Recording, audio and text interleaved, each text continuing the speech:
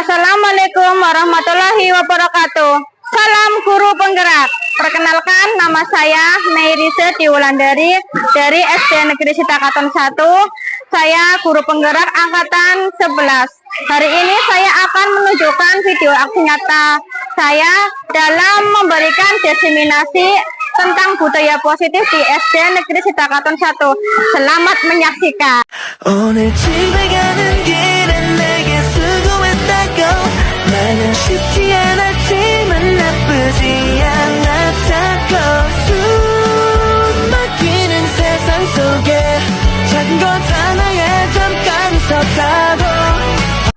Bismillahirrahmanirrahim. Assalamualaikum warahmatullahi wabarakatuh. Waalaikumsalam warahmatullahi wabarakatuh. Alhamdulillah. Wassalatu wassalamu ala asyrofil anbiya'i wa ala alihi wa sahbihi. Rabbi shrah li sadri wa yassir li amri wahlul 'uqdatam min lisani yafqahu qawli, amma ba'du. Yang dihormati Bapak SD Sitakaton 1, Bapak Darsianto SD, yang dihormati Bapak Ibu Guru saat tenaga pendidikan SD Sitakaton 1 lebih khusus untuk Bu Nairise yang saat ini sedang deg-degan rasanya nama-nama barangkali itu. Syukur alhamdulillah kesempatan pagi ini yang cerah ini kita masih diberikan nikmat sehat walafiat dan kesempatan untuk kita bersama-sama berkumpul di ruangan ini dalam rangka untuk kita bersama-sama menerima informasi terkait dengan berbagai praktik baik yang dilaksanakan oleh beliau, Ibu Nairise. Salawat serta salam selanjutnya kita kepada judul kita lebih besar Muhammad Sallallahu Alaihi Wasallam. Kemudian kita senantiasa menjaga sahabat yang juga berakhir di amin Allahumma amin. Hadirin Bapak Ibu yang kami hormati, pada kesempatan pagi yang baik ini Bu Nairise nanti akan berbagi praktik baik terkait dengan aksi nyatanya beliau. Karena ternyata tidak terasa sudah menempuh 4 modul untuk sertifikatnya. Sementara ada 10 modul, sehingga masih ada 6 modul lagi. Ya, tetap semangat Bu Nairise, karena kami lihat luar biasa untuk teman-teman juga Bapak Ibu supportnya luar biasa, bagi Bapak Kepala Sekolah juga luar biasa sekali untuk supportnya. Dan memang ini perlu kami sampaikan Bapak Ibu bahwa ini adalah wajib juga untuk dilaksanakan oleh beliau Bu Nairise. Namun demikian, bila mana memang tidak memungkinkan bisa dilakukan secara daring. Tapi Bu Nai ini memilih yang luringnya, sehingga mungkin akan lebih matang untuk beliau menyampaikan. Nanti akan menyampaikan terkait dengan aksi nyata budaya positif, ya. Ini tentunya adalah budaya yang senantiasa berpijak pada nilai kebajikan secara universal, sehingga apa yang akan disampaikan oleh beliau mudah-mudahan bisa bertambah manfaat untuk kita semuanya, amin Allahumma amin. Maka dari itu, mari kita buka acara pada kesempatan pagi ini dengan membaca basmalah bersama-sama. Bismillahirrahmanirrahim. Selanjutnya, mohon dengan segala hormat untuk pengarahan dan juga pencerahan dari beliau, Bapak Kepala SD Sitakaton 1. Kepada beliau, Bapak Darsianto SPD, silakan. Bapak.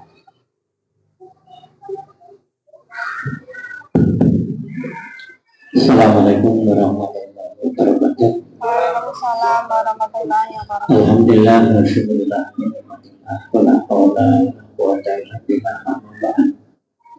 yang kami hormati pun Bapak Teguh Santoso selaku pembimbing calon guru penggerak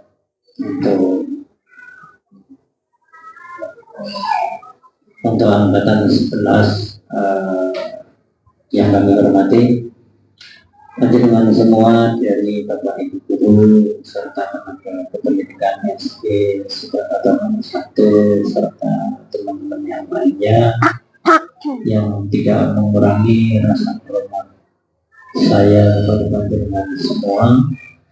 Alhamdulillah pada siang hari ini kita dapat berkumpul dalam satu momen yang insya Allah sudah terencanakan dengan baik dan mudah-mudahan akan mendapatkan ridho dari Allah Subhanahu wa Ta'ala. Insya Allah dengan niatan yang baik itu kita semua akan termasuk dalam satu kegiatan ibadah. Ya Rabbal Alamin. Salawat serta salam bagi Rasulullah sebagai junjungan kita.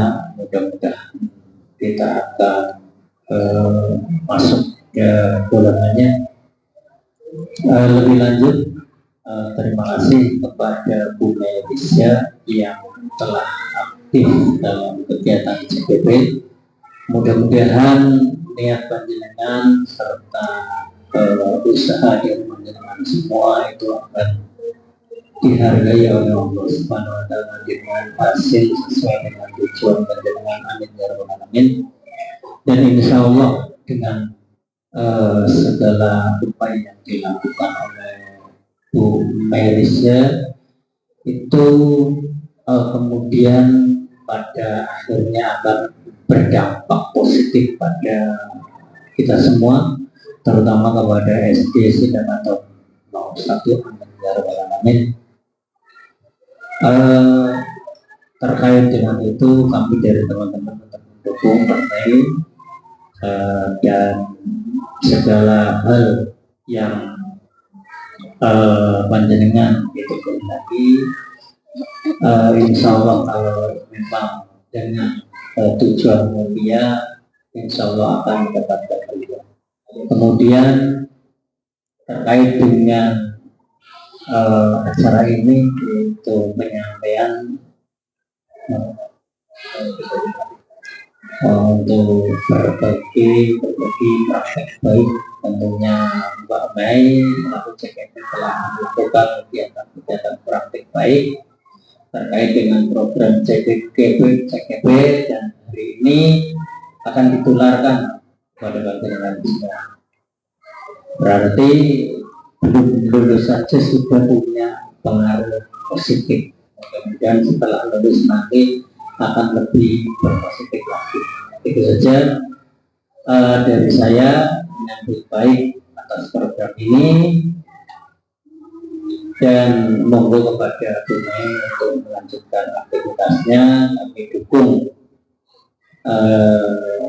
dari berbagai hal terkait dengan ketersediaan waktu dan sarana prasarana ini ya, walaupun seminim mungkin kami akan tetap upayakan, mudah-mudahan dapat kita maksimalkan. Itu saja. Alhamdulillah. Assalamualaikum warahmatullahi wabarakatuh. Waalaikumsalam warahmatullahi wabarakatuh. Kami sampaikan kepada beliau kepada sekolah persejarahnya dan juga motivasinya. Luar biasa semangatnya ini, memberikan semangat Bu Indonesia. Hadirin Bapak Ibu, sebelum nanti Bu Mei akan menyampaikan atau mempresentasikan terkait dengan praktek baik yang beliau lakukan, mohon maaf hari-hari saya bolak-balik sini Bapak Ibu. Alhamdulillah bulan Mbak Ida Bu Yudis ya yang belakangnya Pak Dahlan tidak bosan dengan saya. Dan ini mungkin ada beberapa teman guru yang baru hadir barangkali ya, sehingga mohon izin disuruh di sini. Ternyata saya sudah tua karena ini Mbak Yudis ini dulu siswanya ya, sehingga ini ternyata menua bersama ini. Sama-sama sudah menuju meninggalkan dunia hitam dan sudah mulai berubah ya. Sehingga mau izin perkenalkan dulu Bapak Ibu pada kata baru cepat ketemu dengan saya Teguh Santoso. Bapak Ibu, saya ngajar di SMK Negeri 1 Bogori di SMK berada di family dan itu kebetulan saya menjadi pembimbing atau pengajar prakteknya untuk Bu Melisya di angkatan 11 ini. Jadi itu perkenalan saya. Kalau Mbak Yunus itu tetangga saya ya, di Tegawan itu pasien ya, Mbak Yunus. Mungkin SD-nya bareng istri saya kayaknya. Iya, di SD pasien. Ya, kalau lihatnya sama-sama 85 sih kayaknya ya. Ya, nanti bareng dengan istri saya di sana barangkali. Itu perkenalan Bapak Ibu. Dan perlu kami sampaikan bahwa nanti teknis daripada kegiatan Malaysia hari ini, nanti Bu Mei akan menyampaikan ataupun memaparkan terkait dengan materi budaya positif yang akan disampaikan beliau. Nanti juga ada sesi tanya jawab Bapak Ibu, ada sesi tanya jawab yang akan saya juga paling tidak antara 2 sampai 3 termin kita mengerti situasi dan kondisi untuk waktunya juga. Dan memang sekali bila mana kegiatan ini memang mengganggu ataupun merusak RPP Bapak Ibu, karena panjenengan seharusnya mengajar di kelas dan ada di ruang ini, malah ada tamu-tamu yang diundang khusus untuk mendukung kegiatan ini. Luar biasa sekali untuk inisiasinya. Mudah-mudahan sekali lagi bisa memberikan manfaat untuk kita semuanya. Amin Allahumma. Selanjutnya kami serahkan sebelumnya waktu kepada beliau Bu Mei, mungkin untuk waktu 35 menit ke depan untuk Bu Mei mempresentasikan terkait dengan budaya masjid ataupun praktek yang beliau lakukan. Kepada beliau, Bu Mei silakan.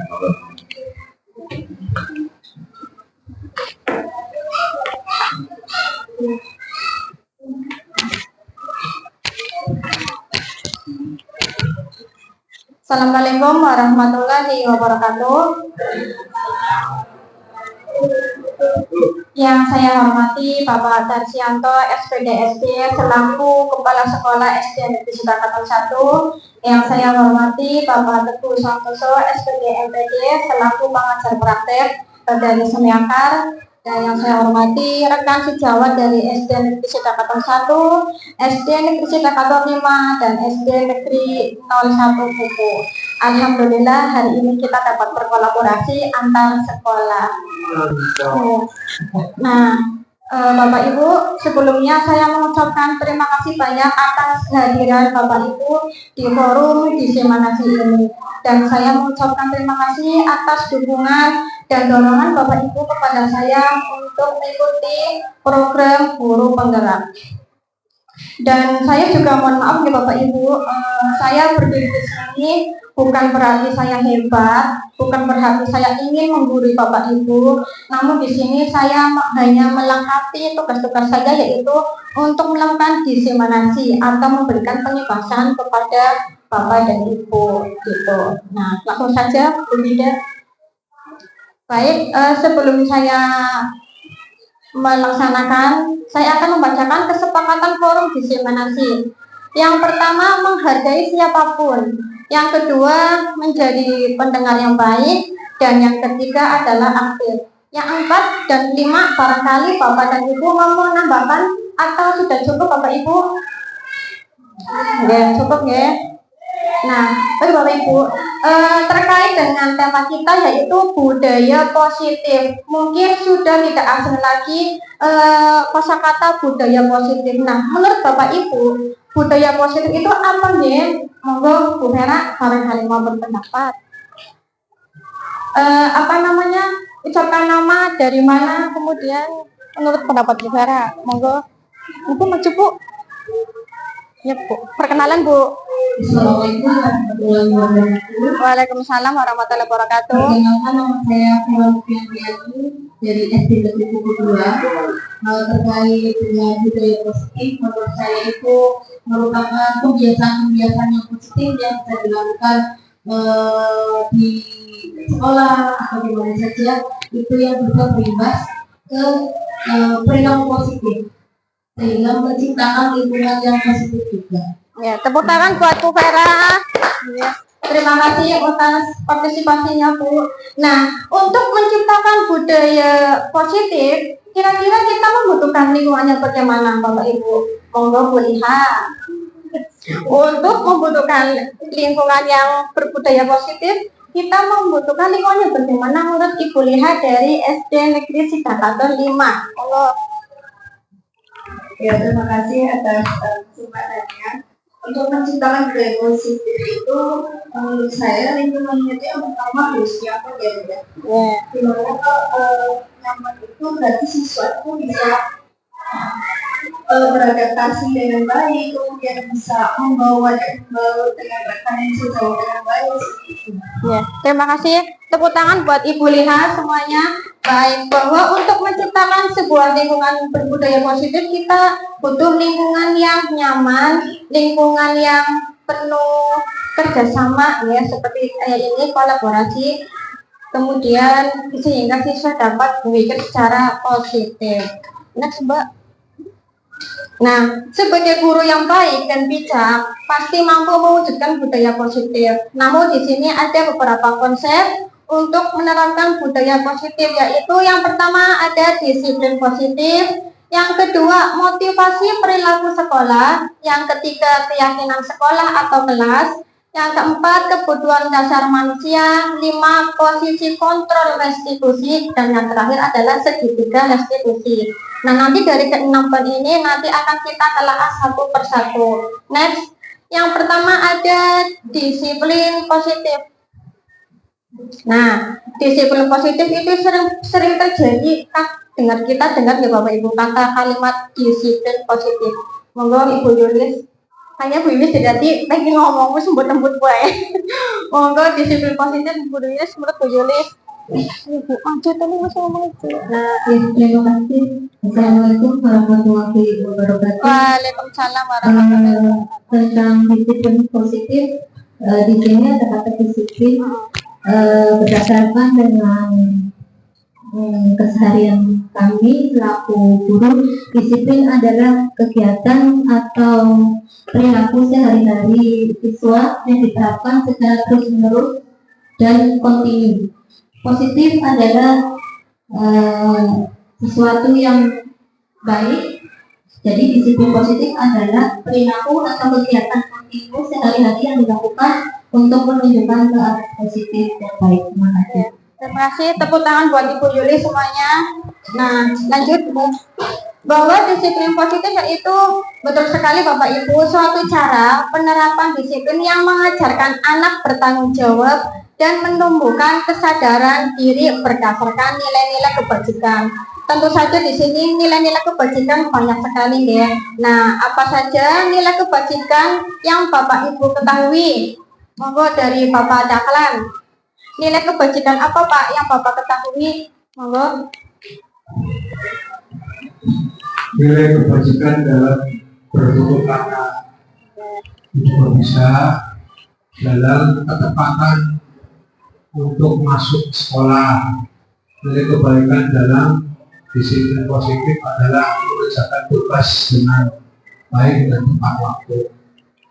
Nah, semuanya itu kalau bisa dilakukan, maka termasuk kategori disiplin positif. Baik dengan diri sendiri, dengan guru, maupun dengan Tuhan. Kalau itu ketiga hal itu bisa dilakukan, maka insya Allah akan menjadi murid-murid yang beragam di masa depan. Saya kira itu. Iya betul, bagus sekali bahwa nilai kebajikan banyak sekali nih Bapak Ibu, ada gotong royong, kemudian tadi yang disebutkan dari oleh Pak Dahlan. Next Mbak. Nah, namun kita dalam kurikulum Merdeka kita mewujudkan profil dimensi pelajar Pancasila. Itu ada 6 dimensi. Yang pertama beriman, bertakwa kepada Tuhan Yang Maha Esa dan berakhlak mulia.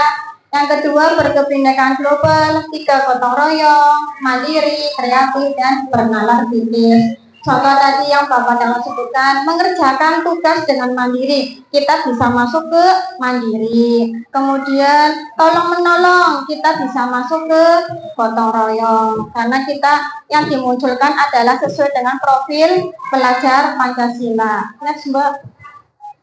Nah, di sini adalah contoh penerapan nilai kebajikan yang ada di SD Negeri Setakatan 1, yaitu ada toleransi, ada rasa hormat, integritas, mandiri, menghargai sesama, peduli, percaya diri, dan nilai kebajikan lainnya. Next. Nah, adapun tujuan disiplin positif, tujuannya untuk apa? Tujuannya untuk mengontrol diri dalam melakukan segala tindakan. Jadi, siswa ini dapat mengontrol dirinya ketika melakukan hal-hal di luar nilai kebajikan. Next. Adapun lagi tujuannya yaitu membuat murid memahami dan menyadari berdasarkan motivasi internal, bukan akibat paksaan, ujian ataupun hukuman. Misal siswa kita setiap hari datang ke sekolah itu karena mereka butuh ilmu yang mereka dapatkan untuk masa depannya. Jadi bukan karena pujian atau paksaan atau hukuman seperti itu. Next Mbak. Nah, selanjutnya ada motivasi perilaku manusia. Kalau kita hilangkan perilaku manusia, ada kosakata motivasi. Nah, apa yang Bapak Ibu pikirkan tentang kata motivasi. Monggo Ibu Iis. Mbak Angel, Mbak. Ya, habis. Ya, Assalamualaikum warahmatullahi wabarakatuh. Waalaikumsalam warahmatullahi wabarakatuh. Kalau menurut saya, motivasi itu adalah dorongan untuk melakukan sesuatu kegiatan yang positif sehingga anak bisa memotivasi dirinya untuk melakukan kegiatan-kegiatan yang positif. Ya. Terima kasih untuk jawabannya, Bu Des. Nah, betul sekali bahwa motivasi yaitu merupakan dorongan ya Bapak Ibu untuk melakukan kegiatan positif. Nah, misalnya gini, Bapak dan Ibu setiap hari pergi ke sekolah untuk mengajar anak-anak, untuk mencerdaskan anak-anak, itu atas dasar keinginan sendiri dari hati atau memang sebagai ASN yang mematuhi peraturan atau ingin mendapat pujian dari Bapak Darsianto. Nah, kira-kira Bapak dan Ibu ini setiap hari ke sekolah, kemudian mengajar, itu atas dasar apa Bapak Ibu? Monggo Bu Aji deh. Ini nggak apa-apa. Terima kasih, Bu Mai. Deh. Menurut saya, karya saya selaku pegawai, yang pertama memang satu melakukan kewajiban. Yang kedua, insya Allah saya diniati dari rumah bahwa segala tindakan dari awal saya berusaha dari awal bangun hidup, berusaha bahwa mudah-mudahan dari perilaku perbuatan saya menjadikan amalan ibadah. Saya itu betul kerja dari saya nggak main. Ya, terima kasih atas jawabannya. Next, bahwa motivasi ini memiliki 3 konsep ya Bapak Ibu. Yang pertama yaitu untuk menghindari ketidaknyamanan atau hukuman. Yang kedua, untuk mendapatkan imbalan atau penghargaan dari orang lain. Yang ketiga, untuk menjadi orang yang mereka inginkan dan menghargai diri sendiri dengan nilai-nilai yang mereka percaya. Nah, yang Bu Adisa sebutkan yaitu merupakan kenyamanan kira-kira. Berarti poin yang ketiga. Dan Bapak Ibu ketahui untuk poin 1 dan poin 2 itu termasuk motivasi eksternal. Berarti motivasi yang berasal dari luar. Dan yang poin 3 merupakan motivasi internal. Dan yang baik untuk kita semua, kita menganjurkan motivasi yang internal. Next, Mbak. Kemudian kita lanjut ke keyakinan sekolah. Mungkin Bapak dan Ibu sudah melakukan kegiatan membuat keyakinan kelas atau sekolah. Adapun ada beberapa guru juga yang belum, yang sudah membuat. Kira-kira keyakinan sekolah itu apa sih? Keyakinan kelas atau sekolah? Monggo Bu Betty.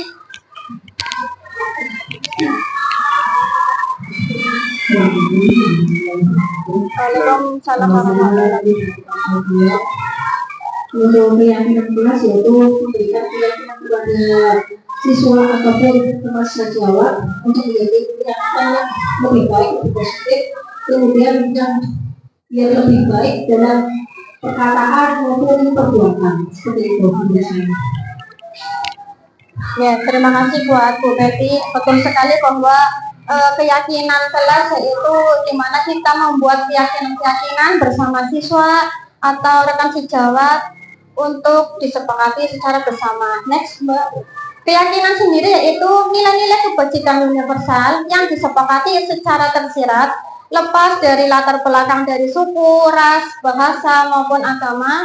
Nilai-nilai kebajikan bahwa menekankan pada keyakinan seseorang akan lebih tergerak dan bersemangat untuk menjalankan keyakinannya daripada hanya sekedar mengikuti serangkaian peraturan tertulis tanpa makna. Jadi Bapak Ibu sebagai wali kelas, Bapak Ibu bisa membuat keyakinan kelas bersama siswanya. Tujuannya untuk apa? Tujuannya untuk mengontrol perilaku siswa ketika mereka membuat kesalahan. Seperti itu ya. Next, Mbak. Di sini keyakinan sekolah kelas berupa pernyataan-pernyataan universal yang mudah diingat dan dipahami dan harus diterapkan di lingkungan sekolah. Nah, Bapak Ibu bisa mengajak siswanya untuk membuat keyakinan kelas. Nah, dengan cara bagaimana? Kita ajak anak-anak, kira-kira anak-anak di sekolah di kelas ini nyaman atau tidak. Kadang saya mendengar banyak keluhan dari anak-anak, Bu, si A sering datang terlambat.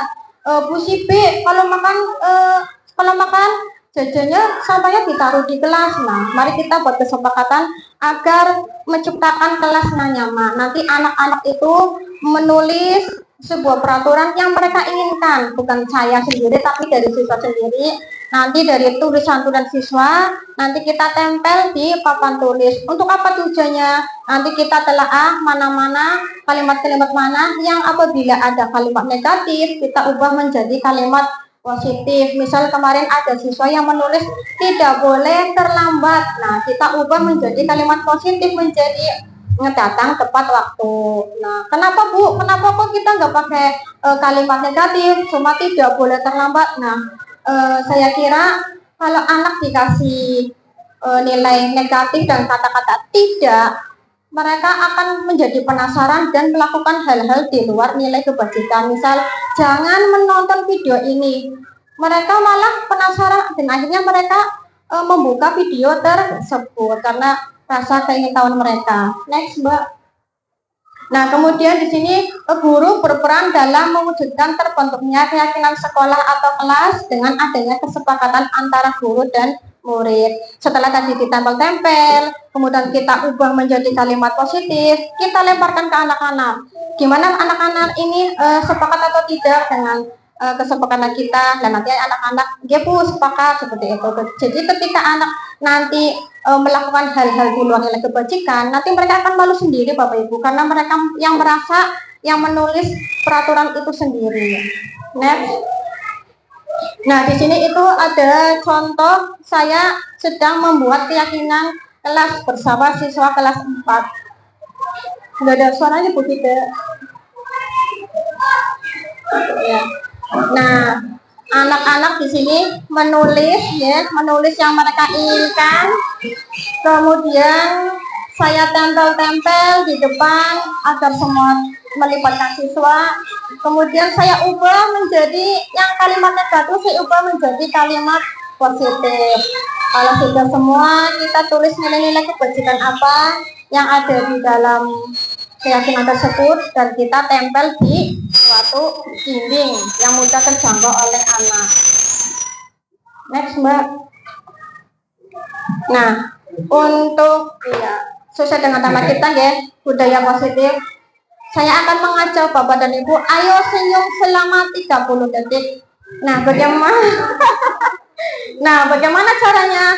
Nah, monggo Bapak Ibu mohon berdiri semua Bapak Ibu. Ya, berdiri semua.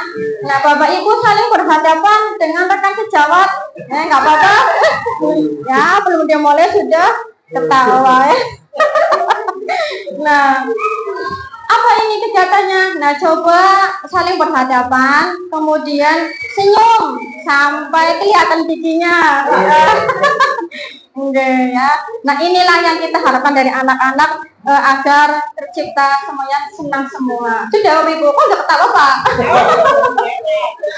Oke, udah matur nuwun, semuanya duduk. Terima kasih. Tepuk tangan buat kita semua.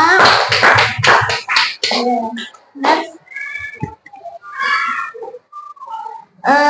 Yang selanjutnya adalah kebutuhan dasar manusia. Nah, ini nih, kebutuhan dasar manusia. Bapak dan Ibu sebagai manusia itu butuhnya diapain sih untuk Bapak Dahlan? Dihargai, Iya. disayang, diberi. Ini masuk manusiawi. Itu semuanya dihargai, disayang, dihormati, diberi.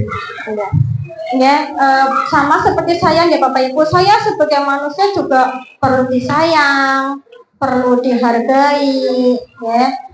Karena kenapa kita harus tahu kebutuhan dasar manusia? Karena setiap perilaku manusia pasti memiliki kebutuhan-kebutuhan yang belum terpenuhi. Misal ya di sini ada Bu Yulis yang membutuhkan kasih sayang dari seorang suami, tapi tidak dapat nih kasih sayang itu. Apa yang terjadi? Bu Yulis melakukan hal-hal di luar nilai kebajikan, misal cemberut, ya, uring-uringan, seperti itu. Nah, kalau suami kita paham konsep ini, pasti tahu solusinya bagaimana.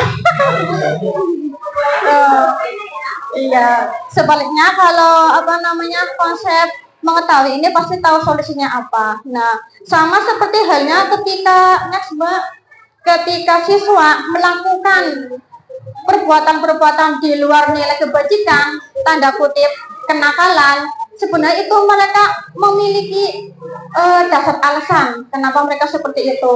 Ya karena mereka gagal memenuhi kebutuhan dasar manusia, seperti yang diucapkan oleh Ki Hajar Dewantara bahwa mengibaratkan pendidik itu seperti petani, Pak. Ketika petani menginginkan padi, menginginkan bawang yang berkualitas, kira-kira butuhnya apa, Pak? Nah, padahal ngikutin persawahan untuk mendapatkan padi, butuhnya apa? Dipupuk dengan baik, berobat dengan baik, pengairannya yang cukup, artinya itu. Kemudian cocok tanamnya yang pas sesuai dengan manusia.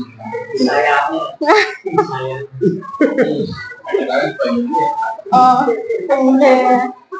ya seperti itu, Bapak Ibu. Nah, next Mbak, bahwa kebutuhan dasar manusia sesuai konsep itu ada 5 ya Bapak Ibu, yaitu bertahan hidup, terus yang kedua kasih sayang dan rasa diterima, kemudian penguasaan, yang keempat kebebasan, dan yang terakhir kesenangan. Nah, bagaimana untuk perinciannya? Next Mbak. Nah, di sini ada kasus yaitu Ibu Sulaiha, guru wali kelas 4 sedang bingung. Bingung kenapa? Bingung menghadapi ulah salah satu murid di kelasnya, namanya Doni. Beberapa anak telah mengeluhkan Doni yang seringkali meminta bekal makan siang mereka dengan paksa. Jadi setiap hari Doni meminta bekal temannya secara paksa. Nah, jika Anda menghadapi situasi seperti Ibu Sulaiha, apa yang akan Anda lakukan? Nah, kira-kira kenapa Doni melakukan seperti itu, Bu Aziza? Monggo. Kenapa Doni melakukan sering meminta bekal temannya? Itu karena mungkin uang satunya kurang. Yang kedua mungkin ibunya mau berangkat, ibunya tidak tahu jadi nggak boleh uang dengan terpaksa bilang seperti itu. Nah, terus apa nih yang Anda lakukan jika menjadi Ibu Sulaiha? Kalau menurut saya mungkin hanya dulu. Ya, betul. Kemudian kalau memang perlu, kalau memang betul-betul perlu ya ala kadar kayak beri ala kadar. Betul sekali. Enggak, betul sekali Bapak Ibu, bahwa kita memanggil anak, kemudian kita tanyakan kenapa melakukan seperti itu, ya. Nah, next Mbak.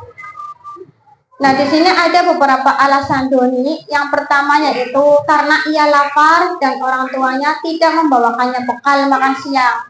Maka kebutuhan yang sedang dipenuhi oleh Doni adalah apa? Kebutuhan untuk bertahan hidup. Karena butuh bertahan hidup, jadi si Doni ini sering meminta bekal makanannya. Betul sekali. Solusinya bagaimana kita sebagai guru? Ya, kita memberikan sedikit uang kita untuk anak.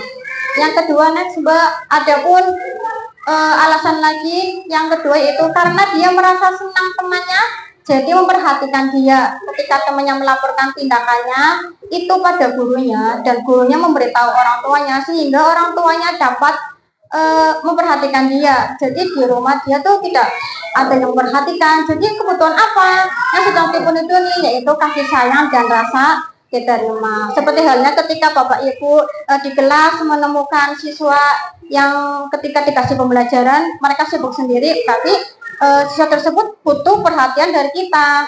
Nah, solusinya bagaimana? Kita ajak ke dia untuk menjadi pengurus kelas sehingga mereka merasa ada di lingkungannya. Yang ketiga, Mbak, alasannya ketika itu karena temannya jadi takut dengan dia dan menuruti keinginannya, maka sebetulnya Doni sedang berusaha memenuhi kebutuhan dasar kekuasaan. Jadi Doni ini butuh kekuasaan, sehingga ketika temannya pada takut sama dia malah menuruti keinginannya. Kemudian kebutuhan dasarnya adalah kekuasaan. Dia butuh kekuasaan, sehingga untuk menghilangkan nilai-nilai negatif, kita libatkan siswa tersebut untuk menjadi pengurus kelas. Next Mbak. Yang keempat yaitu karena dia merasa bosan dengan bekal makanan yang dibawakan ibunya dari rumah karena ibunya selalu membawakan bekal yang sama. Nah, sedangkan memenuhi kebutuhannya yaitu kebebasan. Si Doni butuh bebas dalam memilih menu karena ibunya selalu memberikan menu yang itu saja. Itu sama halnya seperti kita nih Bapak Ibu, ketika kita menerapkan siswa di kelas, kemudian ada siswa yang tidur, ada siswa yang mengobrol sendiri, berarti kita harus memberikan model pembelajaran yang bervariasi. Jangan itu melulu. Kemudian yang next mbak terakhir, karena ia melakukannya karena iseng dan dia menikmati ekspresi wajah teman-temannya kesal. Sedangkan Doni sedang memenuhi kebutuhan apa? Akan kesenangan. Karena pada dasarnya seorang anak apalagi siswa kelas 1 itu senangnya bermain, belajar dengan bermain. Next, Mbak. Kemudian ada posisi kontrol restitusi. Nah, ada posisi kontrol. Menurut Bu Lulu, monggo Bu Lulu, posisi kontrol itu apa Bu Lulu?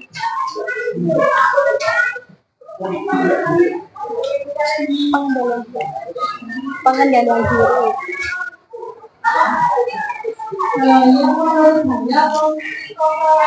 Itu sebuah pengendalian diri untuk terus bersikap positif agar kita dapat melakukan dan membentuk sebuah lingkungan yang nyaman untuk belajar. Iya, betul sekali bahwa posisi kontrol restitusi. Posisi kontrol restitusi.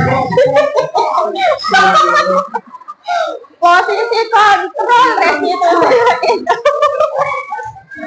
Pengendalian diri. Nah, bagaimana Bapak Ibu mengendalikan perilaku siswa?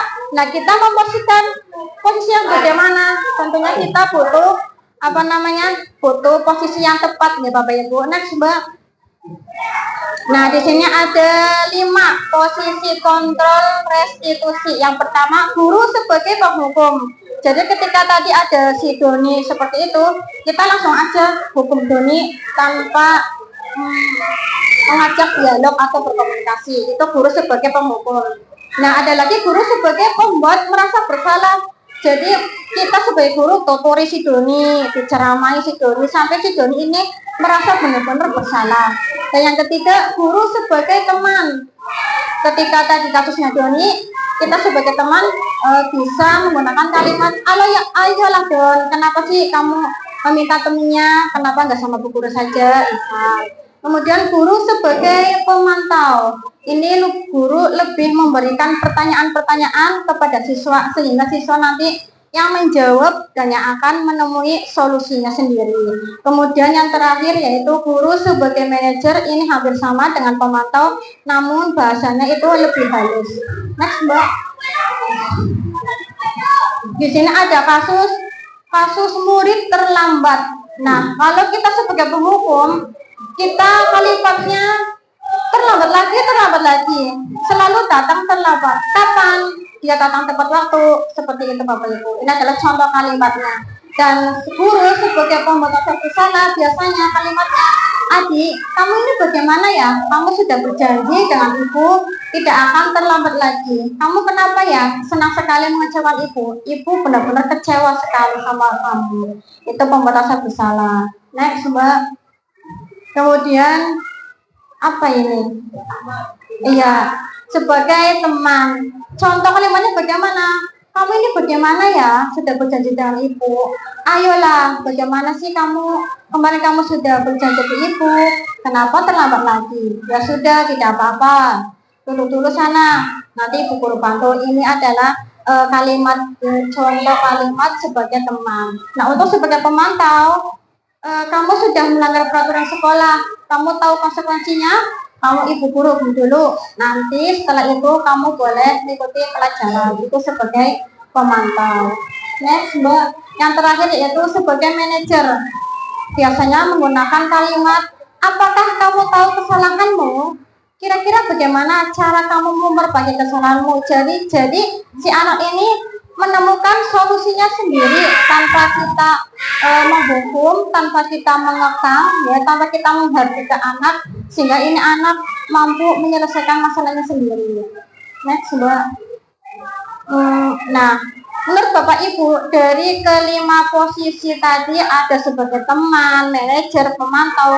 Dari kelima itu, kita sebagai guru harusnya menggunakan posisi yang mana, Bapak Ibu? Iya, sebagai posisi yang manajer. Lanjut, Mbak. Sebagai manajer, ya, guru dapat berbuat sesuatu bersama murid, mempersilahkan murid bertanggung jawab dan mendukung murid agar dapat menemukan solusinya. Next, selain itu juga posisi manajer mengacu pada restitusi yang dapat menjadikan murid sebagai manajer bagi dirinya sendiri sehingga dapat tercipta identitas positif pada diri murid. Next, Mbak. Nah, untuk menerapkan manajer ini kita bisa melakukan segitiga restitusi. Nah, ini kosakata segitiga restitusi sudah sering Bapak Ibu dengar atau baru pertama kali ya Bapak Ibu? Baru. Saya juga baru pertama kali mendapatkan istilah segitiga restitusi dari program guru penggerak. Maka Bapak Ibu yang belum mengikuti guru penggerak, monggo silakan daftar ya Pak, daftar diri Bapak Ibu. Ya, ini ada angkatan 13 12. Semoga Bapak Ibu bisa mendaftar untuk apa? Agar mendapatkan ilmu. Di sana kita nanti akan banyak mendapat ilmu-ilmu yang belum kita dapatkan selama ini. Next, Mbak. Ya, Bu Julis. Nah, dalam tahapan segitiga restitusi ini ada 3 tahapan. Yang pertama, menstabilkan identitas. Yang kedua, validasi tindakan yang salah. Yang ketiga, menanyakan keyakinan. Next. Nah, dalam menstabilkan identitas, kita dilakukan berdasarkan prinsip bahwa membuat kesalahan adalah bagian dari proses pembelajaran yang nantinya akan menggeser identitas gagal ke arah identitas sukses. Jadi dengan menstabilkan identitas ini, siswa tidak merasa bersalah banget. Biasanya nanti ada contoh kalimatnya. Next, Mbak. Contoh kalimatnya itu tidak ada manusia yang sempurna. Kesalahan itu adalah hal yang manusiawi. Seperti itu tujuannya agar siswa tidak merasa bersalah banget, sehingga siswa dapat terbuka dengan kita kenapa melakukan hal-hal di luar nilai kebajikan. Lanjut, Mbak. Ada lagi validasi tindakan yang salah, yaitu apa? Untuk melakukan berdasarkan prinsip bahwa setiap perilaku berupaya memenuhi suatu kebutuhan tertentu, sehingga guru atau orang tua akan bergeser dari pemikiran stimulus respon menjadi proaktif, serta akan lebih mengenali dan mengakui kebutuhan anak atau murid. Dengan kita melakukan tindakan validasi, kita menanyakan kepada anak alasannya apa, kenapa melakukan seperti itu. Kita ada contoh kalimatnya. Next, Mbak. Contoh kalimatnya itu, kamu pasti punya alasan mengapa melakukannya. Nah, nanti anak ini lebih terbuka kepada kita. Jadi kita sebagai guru tidak langsung menghukum, tidak langsung menghargai ke siswa, cuman kita dengan adanya diajak tatap muka dengan 4 mata, kita beri pertanyaan-pertanyaan, nanti siswa sendiri yang akan menjawabnya. Next, Mbak. Yang terakhir yaitu menanyakan keyakinan. Nah, ini tujuan kenapa kelas harus ada keyakinan kelas, yaitu untuk mengontrol ketika murid melakukan kesalahan. Ya. Di sini menanyakan keyakinan dilakukan dengan memberi pertanyaan-pertanyaan bermakna kepada murid atau anak untuk memunculkan motivasi secara intrinsik sehingga mampu mengaitkan keyakinannya dengan tindakan yang salah. Biasanya menggunakan kalimat yang seperti ini. Next, Mbak. Apa nilai yang kita percaya di sekolah kita? Masih ingat enggak dengan kesepakatan kita? Nah, kira-kira tadi seumpama ini ada Mas Uwais melakukan hal-hal yang seperti itu sesuai enggak dengan kesepakatan kelas kita? Nah, kira-kira agar itu bagaimana? Nanti siswa sendiri akan menemukan solusinya. Next. Nah, di sini adalah contoh saya melakukan segitiga restitusi. Di sini kasusnya yaitu si Mbak Mutia mengambil pensil tanpa izin sama temennya sehingga temennya marah. Ya. Next, Mbak, juga selanjutnya. Kemudian apa yang saya lakukan? Saya melakukan penerapan segitiga restitusi dengan memanggil Mbak Mutia dan berkomunikasi secara empat mata. Saya menanyakan kenapa Mbak Mutia melakukan seperti itu, terus alasannya apa, kira-kira itu sesuai dengan kesepakatan kelas kita apa enggak, seperti itu. Next, Mbak. Nah, dari keenam konsep ini agar mewujudkan budaya positif, yang pertama yaitu kita harus memberikan motivasi perilaku secara internal, ya, jadi kesadaran dari siswa kita. Yang kedua apa? Membuat keyakinan kelas, tujuannya untuk mengontrol ketika siswa melakukan hal-hal di luar kewajiban. Kemudian ketika ada persoalan, kita ada tahap selanjutnya itu kita gali kebutuhan-kebutuhan dasar apa yang belum terpenuhi ataupun sudah terpenuhi. Kemudian kita mampu memposisikan kontrol sebagai apa, atau sebagai teman, atau sebagai pemantau, atau sebagai manajer. Kemudian kita dapat melakukan dengan tahapan segitiga restitusi. Demikian Bapak Ibu penjelasan dari saya terkait budaya positif. Dan untuk mewujudkan budaya positif, tentu saja saya tidak bisa sendiri. Saya butuh panjenengan semua, butuh kerjasama dari jenengan, butuh bimbingan, butuh kolaborasi, ya, kita sehingga SD kita dapat mewujudkan budaya yang positif. Selanjutnya sesi tanya jawab, barangkali Bapak Ibu ada pertanyaan, monggo. Demikian Ya.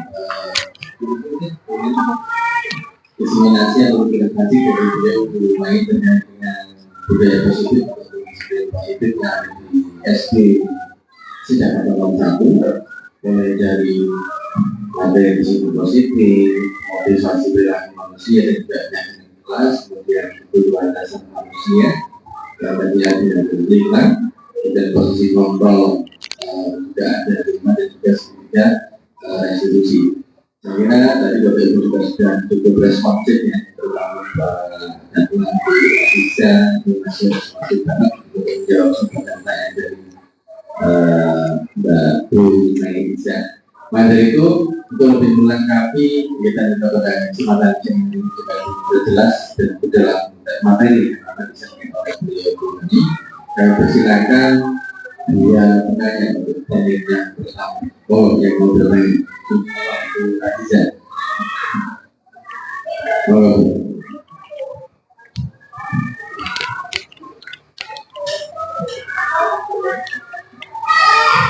Terima kasih. Langsung saja, pertanyaan saya yang pertama itu masalah tadi kata-kata yang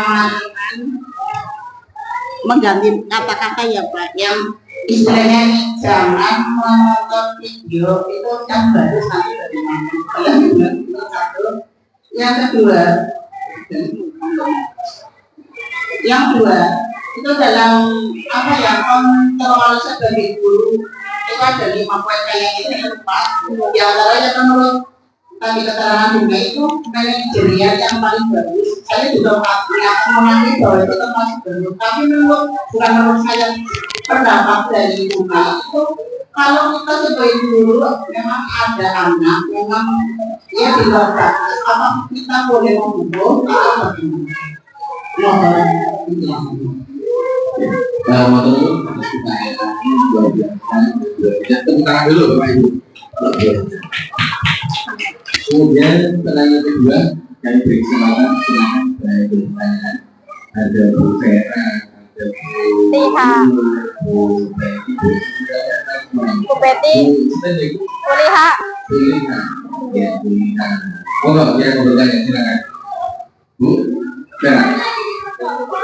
Bangun. Baik, terima kasih dan terkait tadi pemaparan tentang dan kepada Albu ini, seperti misalkan kita menemui kasus di kelas, ketika kita sudah melaksanakan restitusi, ternyata belum ada perubahan perilaku. Sebaiknya bagaimana kita apa menggunakan posisi kontrol yang bagaimana. Sedangkan kita yang paling tertinggi itu kan sebagai manajer. Tetapi seringkali kita sudah melakukan sertifikat revisi belum ada perubahan lain. Apa yang harus kita lakukan, Ibu Mei?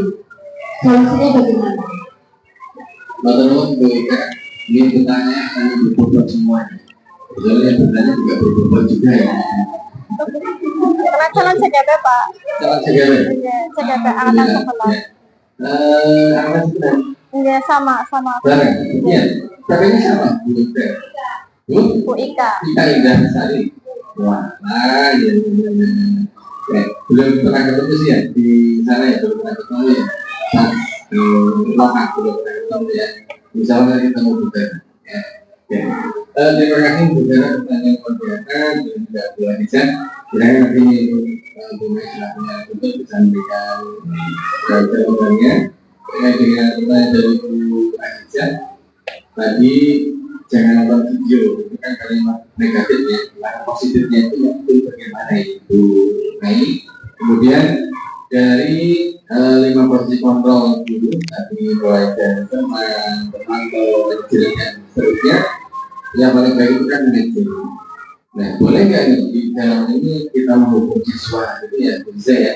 Kalau misalnya kayak aku, udah dari Bu Kera, terus sudah melakukan segitiga restitusi untuk anak yang melakukan sebuah kesalahan itu ya saudara ya.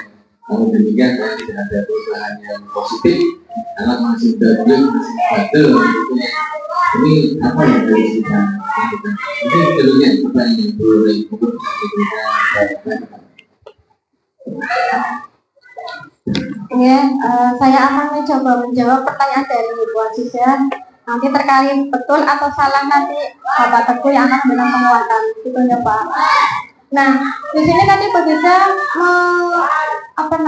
mengungkapkan jangan menonton video. Ini kan kalimat negatif. Nah, untuk berubah menjadi kalimat positif itu bagaimana? Ya, misal lihat video ini dengan seksama, tapi jangan ada kata-kata jangan gitu. Nah, kemudian yang kedua, 5 posisi kontrol ada 5 ya. Sedangkan kalau kita menggunakan manajer tidak berhasil, apa yang kita lakukan?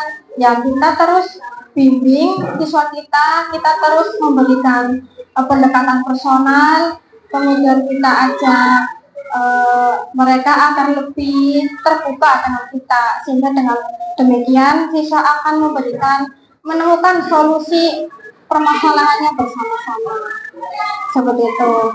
Ini dan yang ketiga ini apa Pak? Sudah melakukan itu ini bukan. Yang Bu Vera, ketika kita sudah melakukan sertifikat restitusi itu belum ada perubahan, apa yang kita lakukan? Nah, tadi yang kita lakukan adalah kita memberikan komunikasi kepada siswa. Kita melakukan pendekatan secara personal kepada siswa dengan menanyakan alasan kenapa mereka berbuat seperti itu, ya. Dan kalaupun tidak berhasil, ya kita bisa turun menjadi sebagai pemantau. Kita hanya memantau anak-anak kita. Dan kalaupun kita di posisi menghukum, saya kira itu kurang setuju nih Bapak Ibu, karena kita sebagai pendidik di sini tidak langsung menghargai anak, cuma kita ada penyelesaian tersendiri, yaitu menggunakan sertifikat restitusi seperti itu. Maka Bapak Teguh barangkali ada penguatan. Terima kasih. Jadi mungkin jawaban dari beliau Bu Mega yang saya juga berikan sedikit menambahkan Bapak Ibu untuk kita boleh mendukung ini amanah dari kurikulum KPK, amanah dari kurikulum nasional itu Bapak Ibu, bahwa kita sebagai guru itu tidak boleh menghukum siswa yang sudah Ibu yang lain. Kita memang dilarang untuk menghukum siswa, tapi kita berikan pemahaman. Karena di sini tugas kita adalah menuntun untuk memberikan arahan kepada anak kita sesuai dengan bakatnya, ya, sesuai dengan kodrat lahirnya, sesuai dengan pekerjaannya sekarang. Kodrat lahir ini memang sangat menentukan sekali. Ya mohon maaf untuk anak yang lahir mungkin di daerah pantai ya, dengan budaya yang memang cukup keras barangkali begitu ya, maka punya kepribadian itu pasti berbeda dengan anak yang lahir di daerah pegunungan, yang biasa ini mungkin agak lembut begitu ya. Kalau dibandingkan agak malas sudah biasa untuk keras begitu barangkali begitu. Jadi kita bisa memahami itu anak yang seperti itu. Sehingga kita tidak boleh menunggu bila mana nanti ada sudah diberikan restitusi ya, tapi kalau yang tidak ada perubahan, kita harus pandai-pandai untuk berkomunikasi dengan anak, karena kita sebagai guru juga nanti ada yang namanya PSI, pendidikan sosial emosional. Jadi artinya panjenengan itu untuk bisa memahami anak. Apa sih penyebabnya? Tidak mungkin anak melakukan sesuatu itu tidak ada alasan, itu tidak mungkin. Sehingga nanti di dalam pembelajaran itu juga ada yang namanya istilah pembelajaran diferensiasi. Nantinya kita mengikuti pola pembelajarannya anak. Kita tidak bisa anak bisa paham dan hafal semua mata pelajaran itu tidak bisa. Jadi mungkin ada satu sisi anak yang tidak bisa menggunakan pelajaran itu, atau mungkin bahkan di luar mata pelajaran, tapi dia malah justru seringnya lebih menonjol. Ya, itu yang harus kita perhatikan. Artinya perlakuan kita terhadap anak itu memang harus berbeda, karena kita menghadapi dengan anak-anak yang memang berbeda juga, baik latar belakangnya maupun kemampuan pembelajarannya. Sehingga akan disampaikan dalam dengan menggunakan namanya pendidikan pembelajaran diferensiasi. Ini untuk pembedaan daripada perlakuan kita. Sekarang tadi kita memang dapat mengucapkan itu, tapi memang di dalam prakteknya itu agak berat. Namun demikian kita harus bertahap untuk melaksanakan itu, karena dalam rangka kita dituntut di dunia itu dan kita menghamba pada murid. Artinya kita harus betul memberikan perlakuan yang humanis, memanusiakan manusia dan memuliakan murid untuk kita semuanya. Artinya betul kita memberikan pelayanan yang prima, dengan sepenuh hati, ya, jangan terbawa emosi. Meskipun memang kita sebagai manusia biasa, ya, mungkin sepakat bisa bukan harapan sih mau, ya entah itu bukan dengan anaknya atau dengan suaminya atau dengan istrinya, ya, hingga efek mungkin terbawa ke sekolah. Ya, ini yang tidak boleh adalah seperti itu. Bagaimana kalau punya kemampuan diri jangan dibawa ke sekolah, karena kita sebagai guru itu harus berani dan bisa bermain peran. Kita ini artis-artis semua loh, ya, karena seberapa besar penderitaan kita, sakit apanya hati kita di rumah, ya, se-emosinya apa, kita tidak ada murid itu tadi tersenyum, smile, ya, sehingga kita betul-betul dengan pelayanan yang smart untuk anak kita, sehingga berefek anak-anak kita itu nanti akan lebih anak dalam lagi menyongsong untuk masa depannya. Dan harapannya dari filosofi pendidikan menurut Hadi itu kan kita betul sebagai ada 3 pilar besar, ya, ada dengan asal, kemudian dengan berani, tentunya tadi tinggal sosial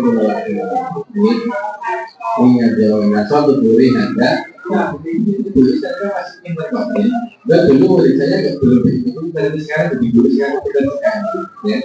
Ya, seperti itu Bapak Ibu ya untuk sedikit tambahannya. Kemudian untuk kalimat-kalimat yang negatif itu memang kita dilarang dengan itu kita menggunakan kalimat-kalimat yang positif, ya, atau mungkin kalau misalkan dilarang melihat video, ya, mungkin kita bisa mengerti jaga kesehatan mata, ya. Nanti kalau kita melihat video itu anak-anak kan belum masalah, ya, belanja, kemudian juga kuota akan cepat habis, ya, sehingga jaga kesehatan mata ataupun jaga pandangan kita itu mungkin bisa digantikan dengan kalimat yang positif yang sifatnya anak itu bisa memahami. Nah tadi mungkin demikian Bapak Ibu. Ada lagi barangkali satu seksi ini masih ada waktu 5 menit lagi atau 10 menit masih bisa. Monggo barangkali ada yang bertanya lagi. Ini tadi boleh bertanya ini. Barangkali mau bertanya.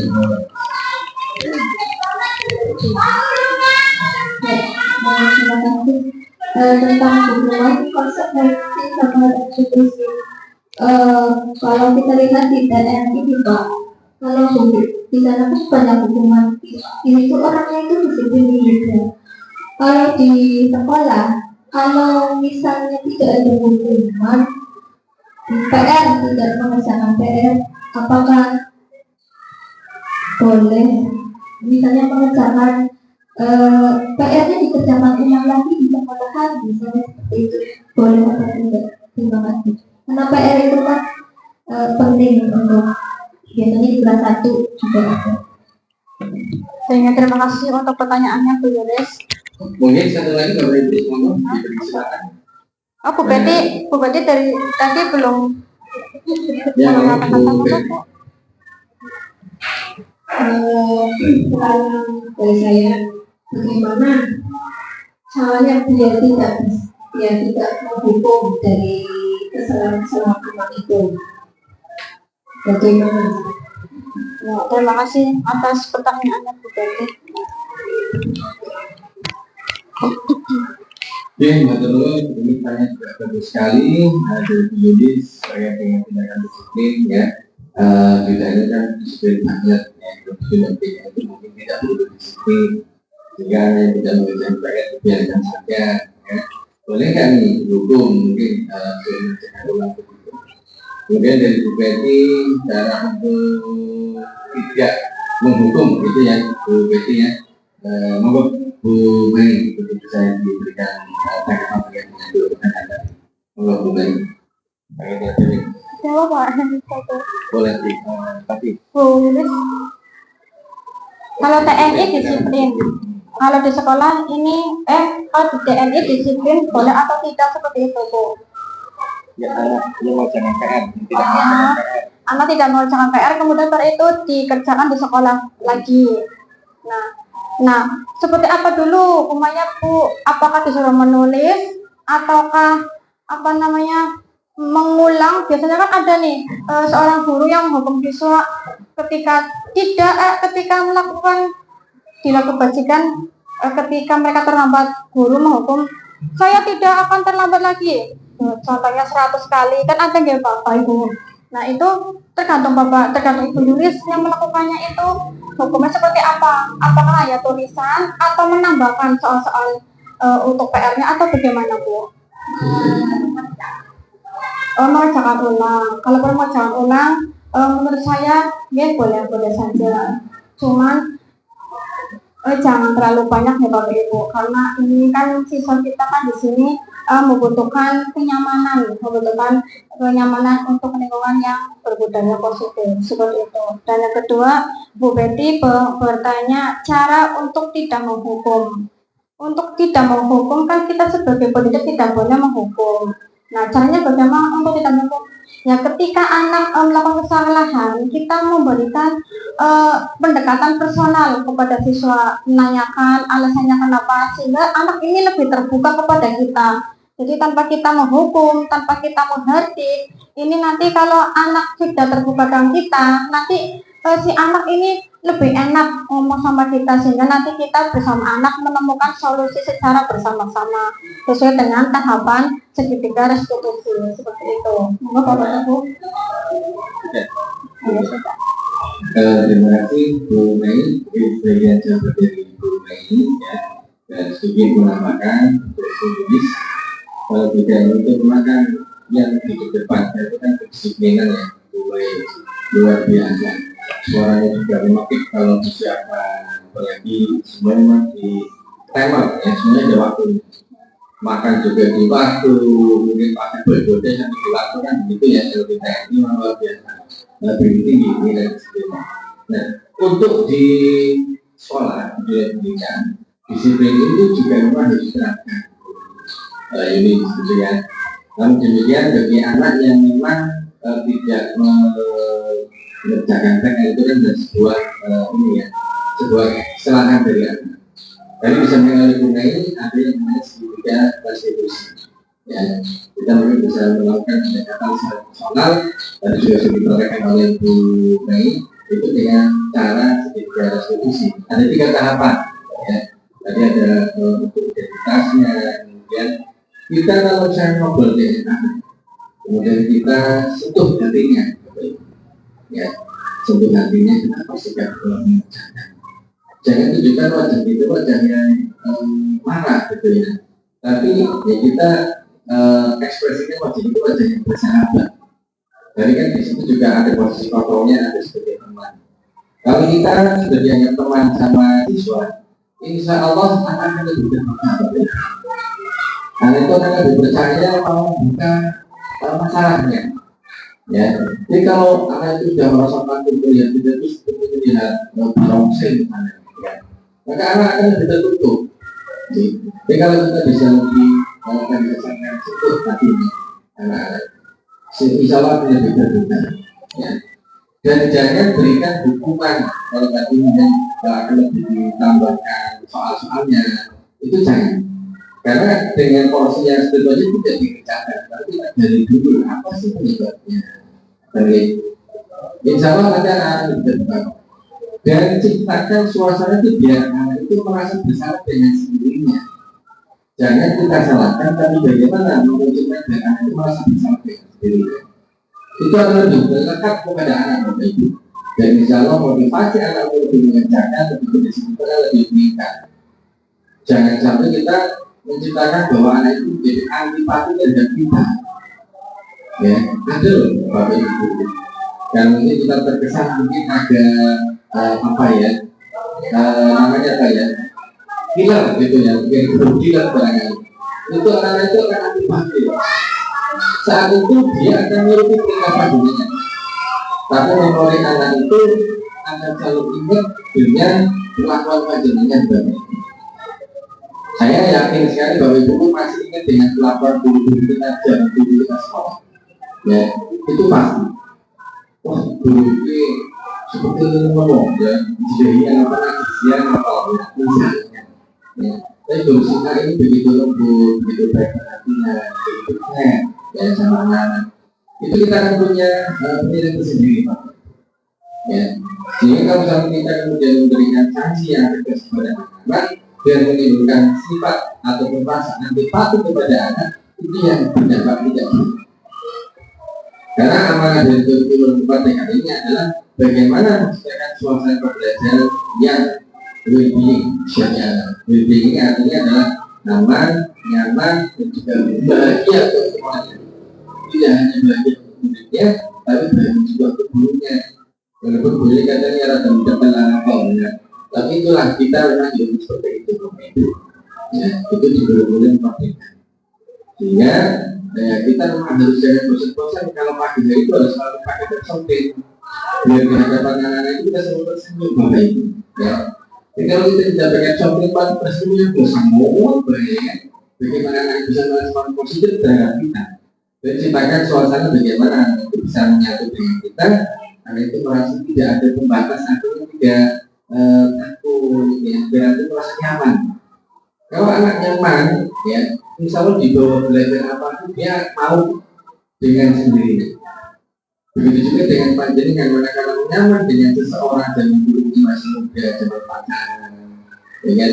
Kalau sudah nyaman, diajak kemana aja mau, ya, itu pasti Bapak Ibu. Maka ciptakanlah suasana nyaman dulu dengan anak kita. Kita bawa kemana mau belajar ini, insya Allah dengan tulus hati itu pasti akan mengikuti, ya. Sehingga untuk menghilangkan tadi menjadi sekali sudah dari guru teknik menghilangkan hukumannya tadi. Yang pertama tadi ada kesepakatan kelas, ya.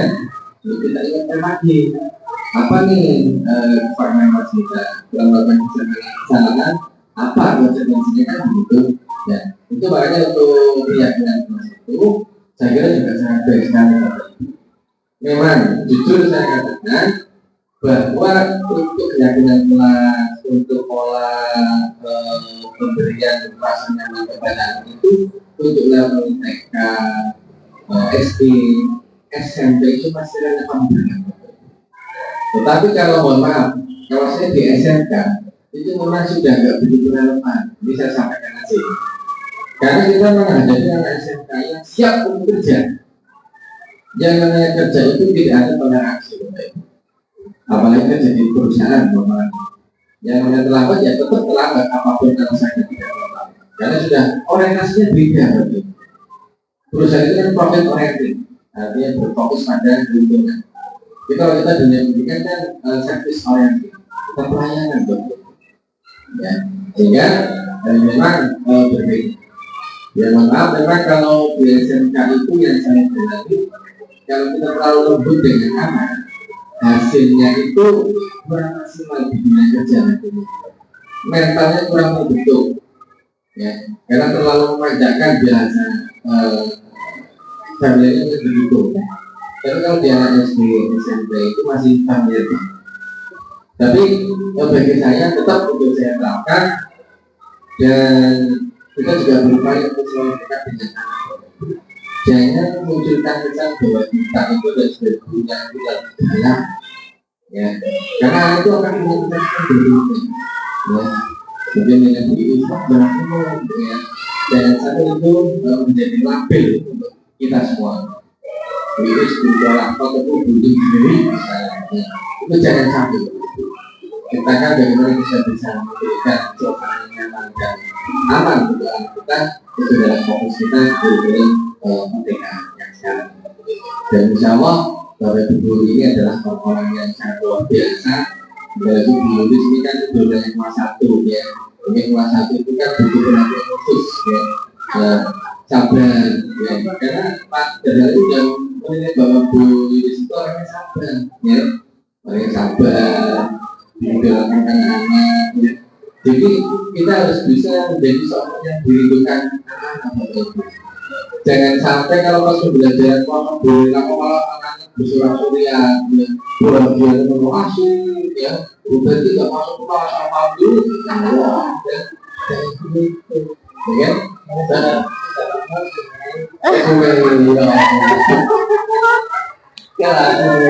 Tapi setelah memahami ini, insya Allah enggak Pak. Ya, alhamdulillah, insya Allah dengan adanya Bapak Ibu, materi yang pertama tanya Bu Tera.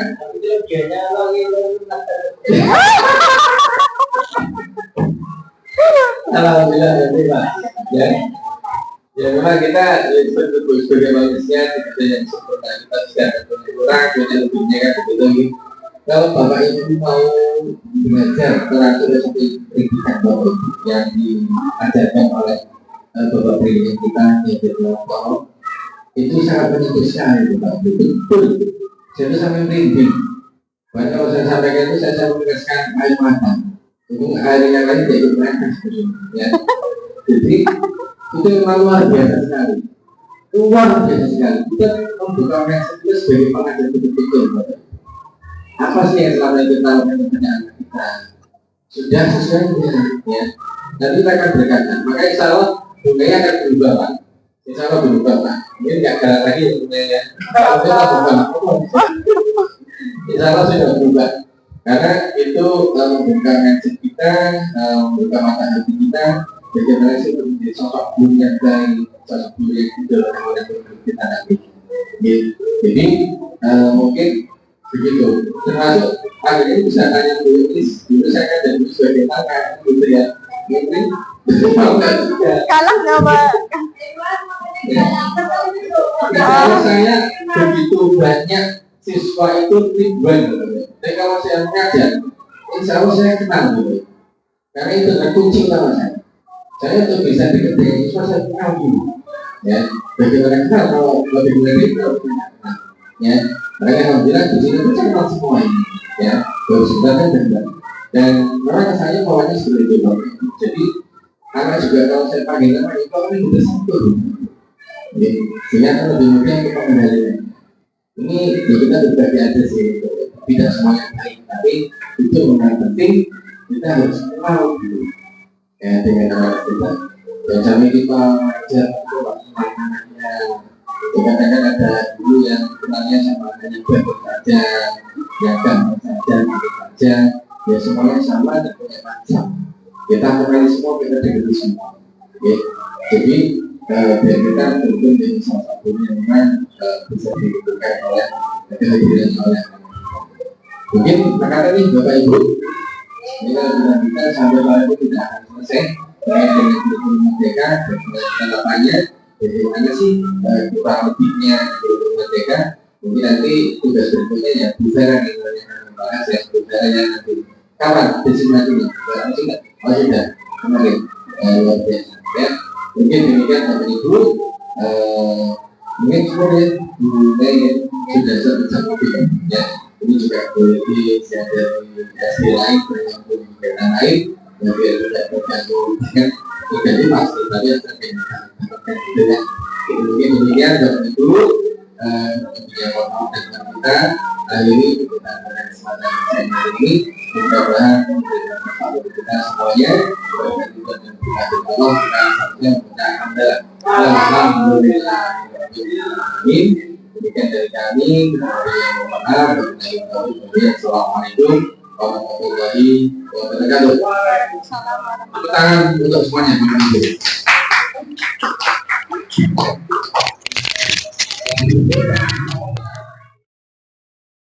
Assalamualaikum warahmatullahi wabarakatuh. Saya Muflihatun, rekan sejawat dari Ibu Merisa Dwi Wulandari. Alhamdulillah, Ibu Merisa sudah menyampaikan pengimbasan tentang budaya positif di sekolah. Adapun kesimpulan yang dapat saya ambil yaitu Ibu Merisa sudah memberikan paradigma baru dalam proses pembelajaran yang sudah melangkah ke depan demi perbaikan proses pembelajaran kepada siswa di sekolah dengan cara memberikan penekanan respon positif terhadap siswa. Semoga materi yang disampaikan oleh Ibu Merisa dapat memberikan inspirasi yang baik dan bisa dilakukan oleh rekan-rekan semuanya. Terima kasih. Demikian. Wassalamualaikum warahmatullahi wabarakatuh.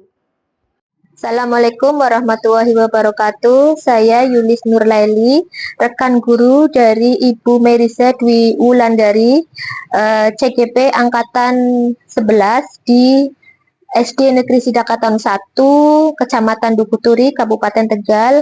Kemarin beliau sudah melaksanakan pengimbasan dari program guru penggerak di Angkatan 11 tentang budaya disiplin positif dan sudah melaksanakan beberapa perubahan di SD kami menjadi berkarakter dengan kebudayaan disiplin positif. Terima kasih. Wassalamualaikum warahmatullahi wabarakatuh.